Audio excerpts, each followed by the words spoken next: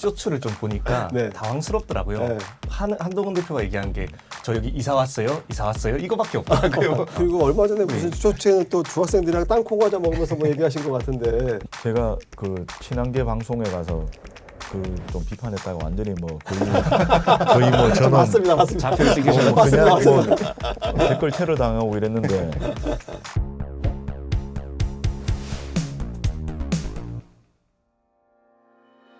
오늘의 쓴소리 장사 시작하겠습니다. 오늘 그 제 오른쪽에는 최현석 전 용산 대통령실 행정관님, 그리고 제 안녕하세요. 왼쪽에는 우리 김규남 현 서울시 의원님 나와주셨습니다.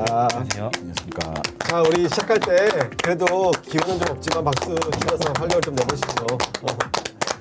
자, 일단 오늘 공천 얘기에 거의 막바지일 것 같은데, 지방선거 공천에 거의 얘기에 막바지일 것 같은데 한번 해보도록 하겠습니다.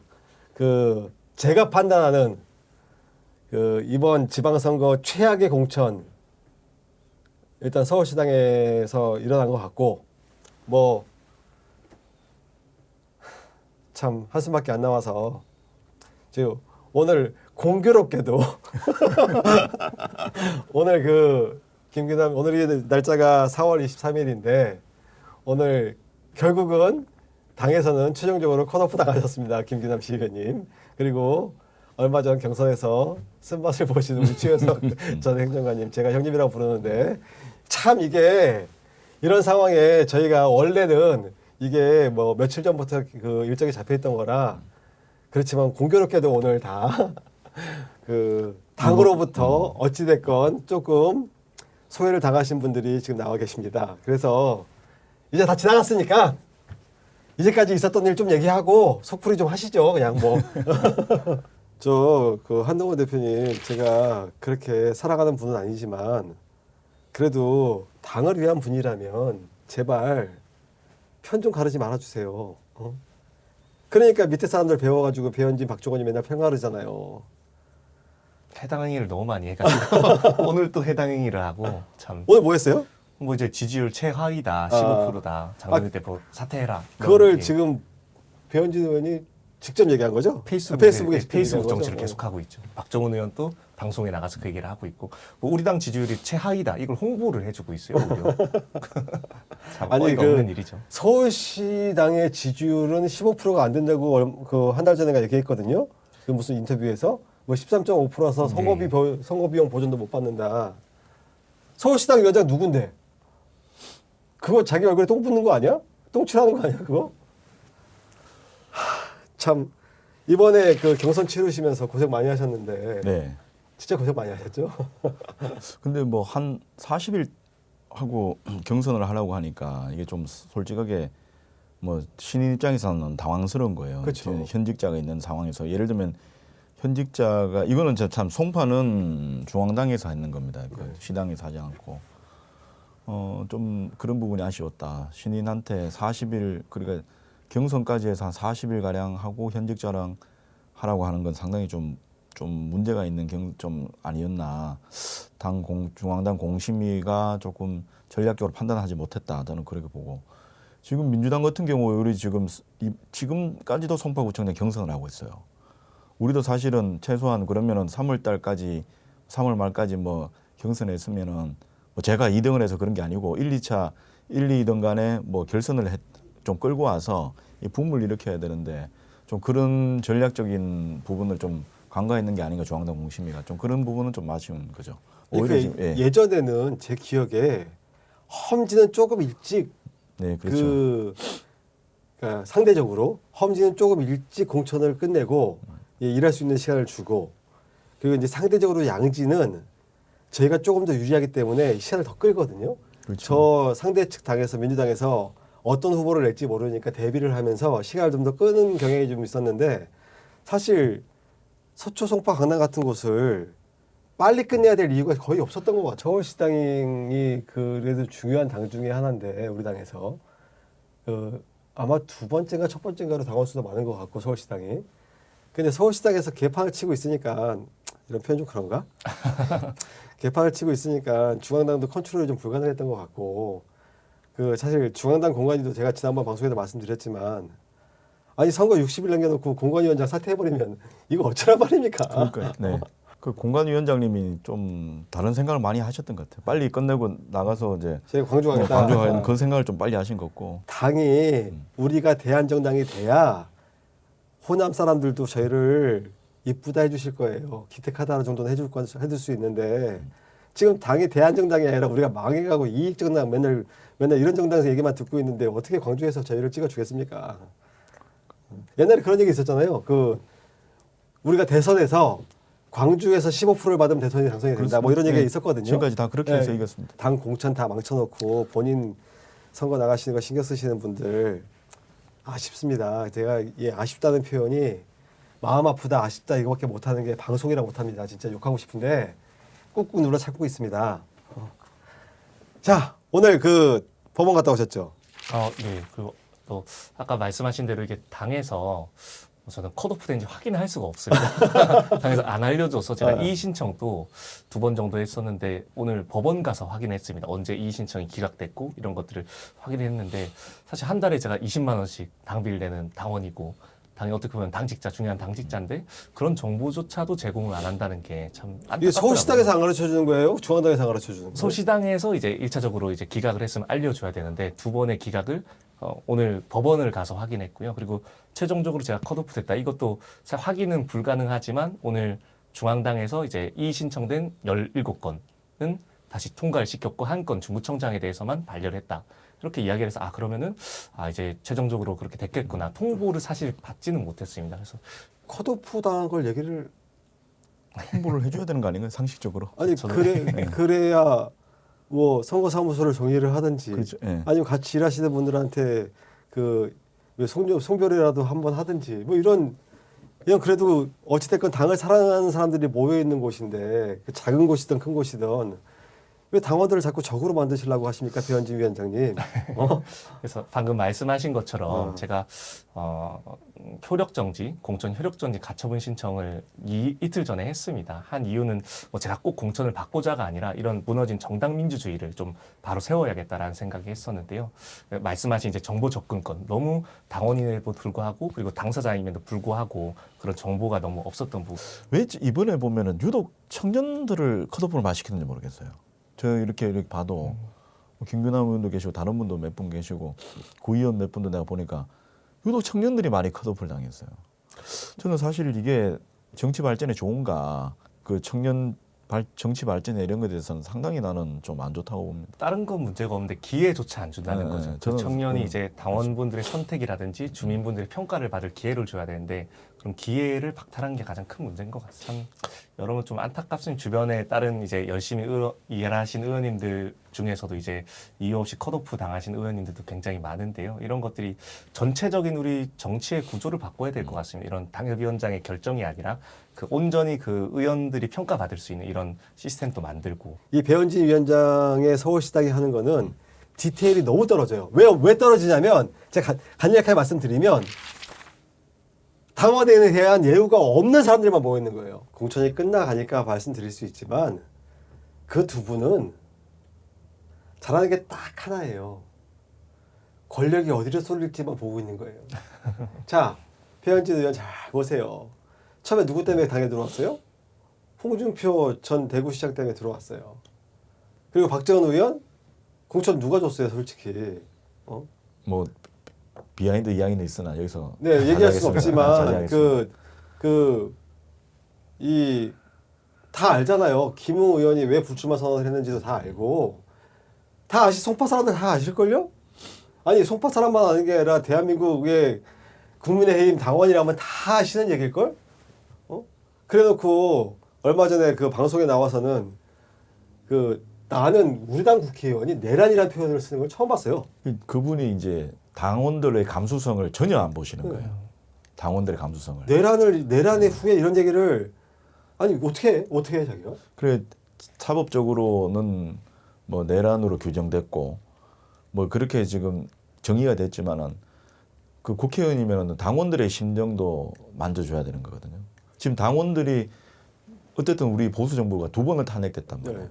어쨌든 그게 뭐 과정이 어쨌든 간에 그러다 보니까 얼마나 지금 자존심이 상해에 있습니까? 그럼요. 어떻게 만드는 정부인데 이런 거에 대한 우리 당원들에 대한 이렇게 보듬어 주는 거 어떻게 보면 당원들을 응집해서 다시 한번 그 무도한 지금 현 정부가 너무 무도하게 가는 걸 어떻게 막고 또 다시 우리가 국민들한테 다가서고 할 수 있는 그런 모습을 해야 되는데 당원들의 마음을 전혀 헤아려 주지 않는. 그래서 지금 지역에서도 제가 뭐 아마 김규남 의원 잘 아시지만 저도 이제 한 40여일간 그 후보로서 다니다 보면은 솔직히 두 분에 대한 비토가 엄청나게 많아요. 그건 저 솔직하게 말씀드리겠습니다. 두 분 정말 가서 주변에서 자기 편의 말씀을 해주는 분 말고 반대편에 있는 분들 가서 말씀을 좀 들어보시기 바라겠어요. 한동훈 대표가 이렇게 이런 정치 스탠스를 하다 보니 그쪽과 같이 정치 노선을 해야지 다음 정치 생명이 길어진다고 판단하니까 당원들의 심정은 안 보고 거기다 자꾸 소금만 뿌리는 거예요.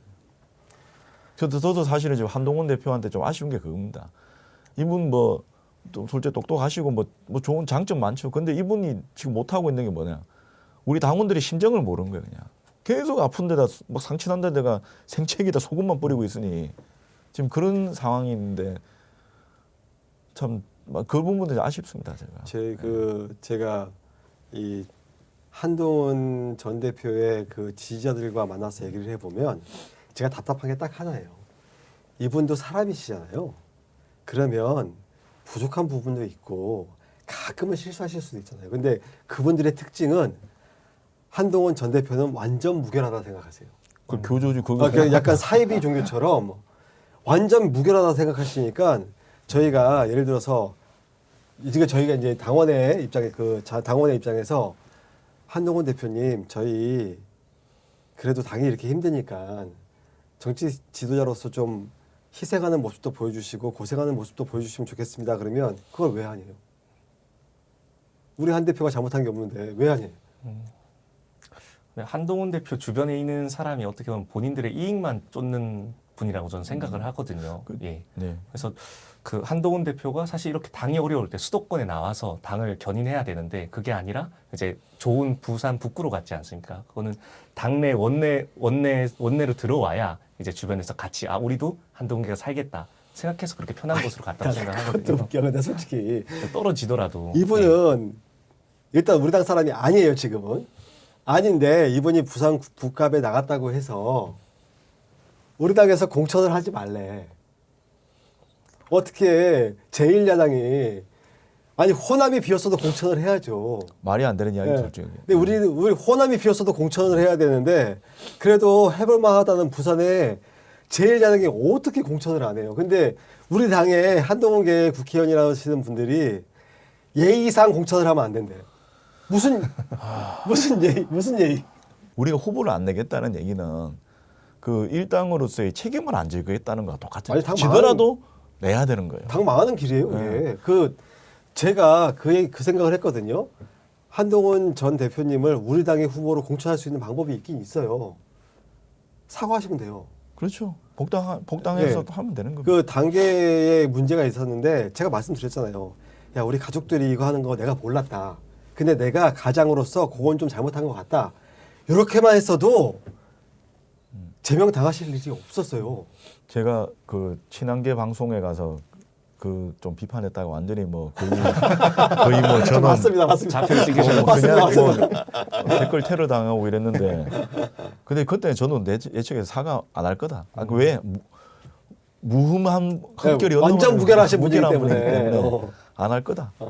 근데 이제 사실 정치 지도자든 정치인이든 그게 제일 위험한 겁니다.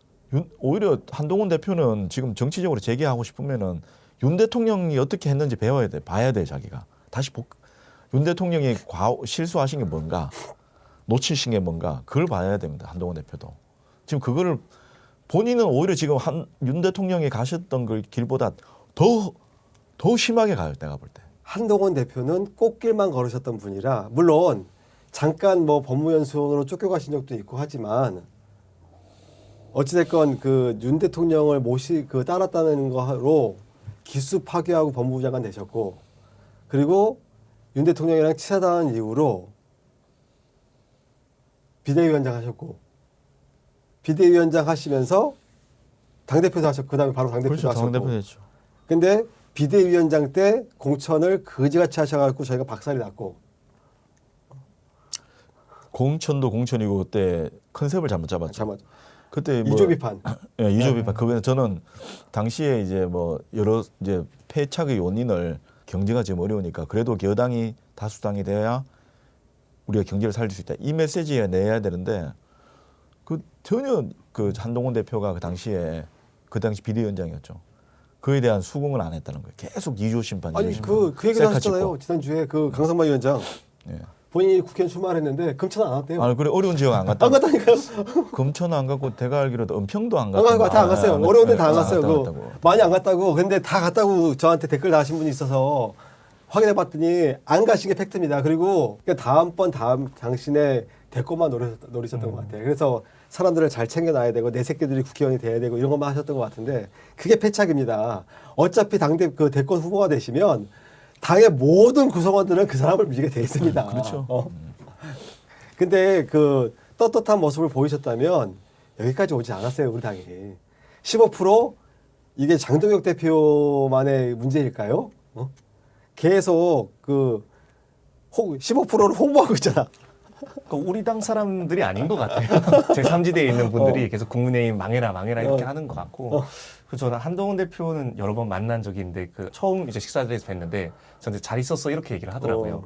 그때 느낀 거 그런 연기를 하는 걸 배웠구나. 누군지도 모르지만 여기 사람들 봤을 때 이런 친근한 모습을 보여야겠구나. 이런 것들이 지금 부산에서 하는 모습 어디 저 직구했어요 이러면서 이렇게 뭔가 소통이 안 되는 그런 것들이 아직도 검증이 안 된 것 같아요. 자기 자신이 스스로 그런 게 다듬어지지 않았고 그런데 너무 큰 자리에 가다 보니까 이제 난 이런 사람이야 이렇게 계속 자기를 모르는 거죠. 자기 자신을 모르는 상태로 연예인이 된 거죠 그냥. 그 이미지 정치 전형적인 이미지 정치죠. 지금 오늘 뭐 한동훈 대표 성토니까 또 한 말씀드리면 저는 솔직히 한동훈 대표가 전 대표가 뭐 이렇게 하면서 과연 이분이 자기가 대통령이 되거나 국가 지도자가 되어서 앞으로 대한민국을 어떻게 이끌고 가겠다.